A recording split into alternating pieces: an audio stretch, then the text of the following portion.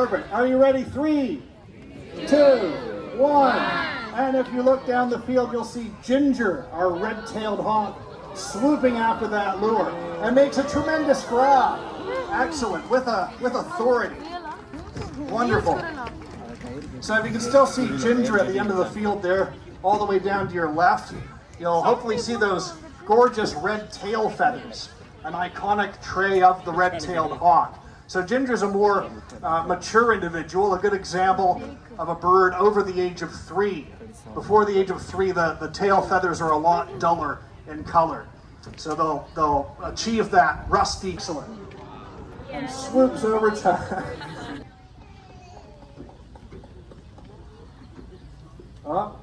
giving us a look.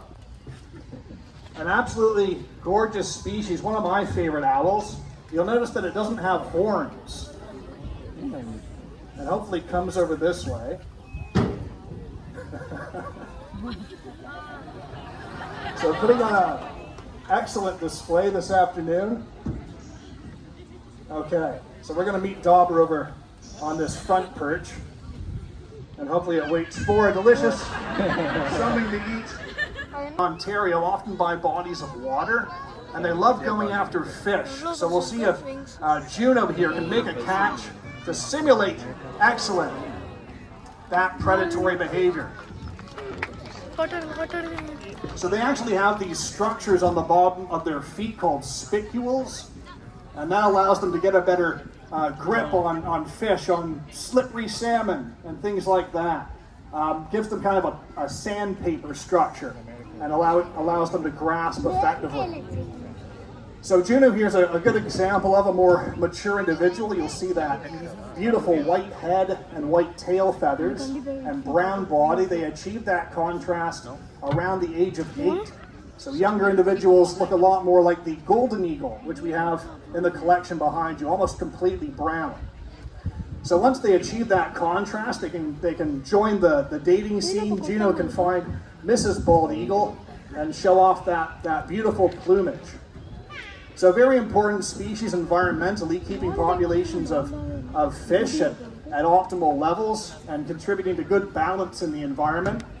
But not too long ago, the bald eagle was actually at risk of extinction, added to the critically endangered species list. And that was largely due to a chemical called DDT, which was used as a pesticide. But thanks to books like Silent Spring, which assessed the environmental consequences of that chemical, of that compound, we were able to phase it out, and the bald eagle populations have rebounded. And that's thanks largely to breed and release programs like the one we have here at the African Lion Safari. So the chemical DDT, it wouldn't have that impressive wingspan, and you'll notice that long orange bill and slender orange legs. So Euro actually isn't a raptor, it's a wading bird. It will sift through streams and still bodies of water, looking for fish and minnows, crayfish, amphibians, different things to pierce with its bill. And those long legs allow it to sift through the water without disturbing, where there are no native tree species. So you'll see that Johnny's quite comfortable on the ground. I might even say a little hello to the audience.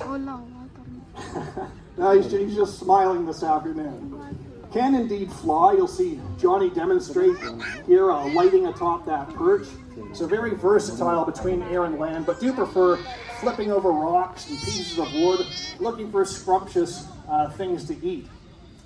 And a highly intelligent bird. They can chase mice and small prey items like that into their burrows and trap them there for an easy meal. Charles Darwin actually observed the striated caracara in the natural environment and noted that the bird is so comfortable around people, you can even... Very brave of you to join me without receiving instructions just yet.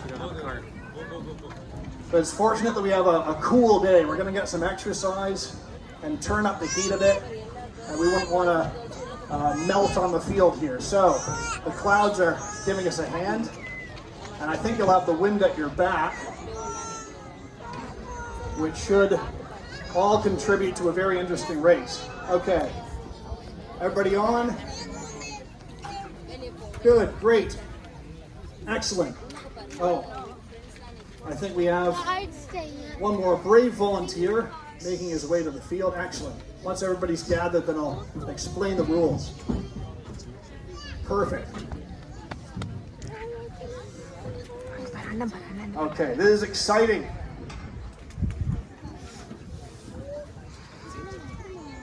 Wonderful. Okay, everybody listen up. So do you see that rock wall at the end of the field? When I give the signal, you're going to run there as quickly as you can, okay? On your marks, get set, go. Okay, run to the wall.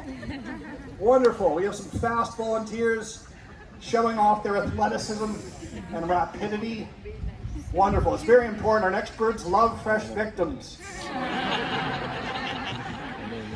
We will be racing as a team collectively against our legendary black vultures, Donovan and Dyson.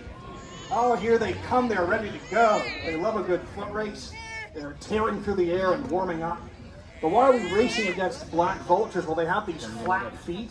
Unlike most raptors, which have a cup-shaped structure, and the flat feet allow the vultures to hop around effectively and plunge their heads into carcasses, which hopefully we don't see this afternoon. So that's why I'm going to go over 3 important rules, okay? Rule number 1, the T-shaped post at the end of the field, that's our finish line. So you want to touch that, and then the race is over. And rule 2, all the way down the field, is an invisible line separating you from our black vultures just to keep everybody safe. And the 3rd and most important rule, if you do trip and fall, be sure to get up as quickly as you can and run to the end. We don't want our vultures thinking you're dead. They love to eat fresh roadkill. So, ladies and gentlemen, who's cheering for our volunteers? And who's betting on our undefeated black vultures? I heard a lot more noise from the birds. Okay, that's interesting. The pressure is on for our volunteers. Are you ready? Black vultures, are you ready? The strong, silent type. Okay, on your marks, get set, go! And the race is on, ladies and gentlemen. It's even for now. The volunteers are taking a bit of a lead, and they have crushed the black vultures, winning with authority. Let's give them a big round of applause. Thank you very much. Hopefully you haven't ruffled their feathers. Excellent. Thank you. You can go home and tell your friends of close to 350 kilometers per hour. So you'll see Bobby swoop around and might notice those bells attached to its feet. And that's so our trainer can keep track of its movements. Sometimes the falcon is so fast that it can get lost in the air from our trainer's perspective. So hopefully you can notice as well these dark markings under Bobby's eyes. Those are called malar stripes. And those allow the falcon to chase prey items directly into the sun. Very effective hunters. And what Bobby's doing here, he's going to chase after this lure and see if he can make a successful catch in the air and makes a tremendous grab. Wonderful. Perfect. Let's give our trainer a big round of applause. Big round of applause for Bobby. Excellent. So again, very effective hunters. They'll typically be successful in grabbing